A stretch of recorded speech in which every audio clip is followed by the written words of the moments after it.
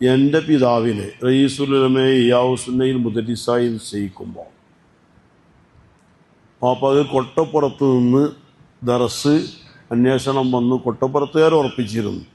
അപ്പോൾ ഞാൻ എൻ്റെ ഉസ്താദിനോട് ചോദിക്കട്ടെ എന്ന് പറഞ്ഞിട്ട് ഓക്കെ ഉസ്താദിൻ്റെ അടുത്തേക്ക് ചോദിക്കാൻ വേണ്ടി വന്ന് കൊട്ടപ്പുറത്തേക്ക് ദർശനം ക്ഷണിക്കുന്നുണ്ട്. എന്താ വേണ്ടത്? അവൾക്ക് വേണം ആൾക്ക് വെക്കുക, നിങ്ങൾ നമ്മളെ കോളേജിൽ തന്നെ നിൽക്കണം, ശമ്പളമൊന്നും തരൂല എന്ന് പറഞ്ഞു. ഇത് ശമ്പളമൊന്നും തരൂല എന്ന് പറഞ്ഞു ഒരു ഉസ്താദ് ശിഷ്യനോട്. ഉസ്താദിൻ്റെ സ്ഥാപനത്തിൽ ഓക്കെ ഉസ്താദിൻ്റെ സ്ഥാപനമാണ് ഏത്? എന്താണ് പറയാതെ ഇയാവുസുന്നയിൽ ശമ്പളമൊന്നും തരൂല. അപ്പം ആ ശിഷ്യൻ പാപ്പ പറഞ്ഞ മറുപടി എന്താ അറിയോ? ഇത്ര കാലം ഓതല്ലായിരുന്നോ, അന്ന് ശമ്പളമൊന്നും കിട്ടിയിട്ടില്ലല്ലോ, ഇനിയും ഓതാണെന്ന് ബാക്കി പറയടാ, ഓതാണെന്ന് വിചാരിച്ചോളാം. ഇത്ര കാലം ഓതല്ലായിരുന്നു, അന്ന് ശമ്പളമൊന്നും കിട്ടിയിട്ടില്ലല്ലോ, ഇനിയും ഓതാണെന്ന് വിചാരിച്ചോളാം. അപ്പോൾ ദർശനത്തിന് ശമ്പളം കിട്ടാനല്ല, അത് ക്യാഷിന് വേണ്ടിയല്ല, അങ്ങനെ ഒരു മോഹം ഉണ്ടാവരുത് എന്ന് ആ നല്ല നീയത്ത് പ്രാക്ടിക്കലായിട്ട് പഠിപ്പിച്ചു കൊടുത്തു.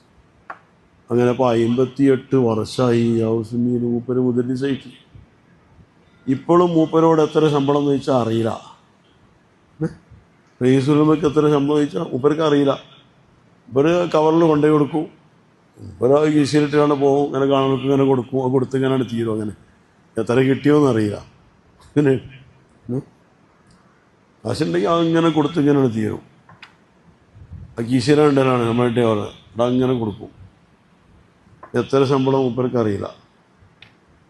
ആ കാരണം കൊണ്ട് യഥാർത്ഥം പറഞ്ഞ് എനിക്കെൻ്റെ ശമ്പളം അറിയില്ല.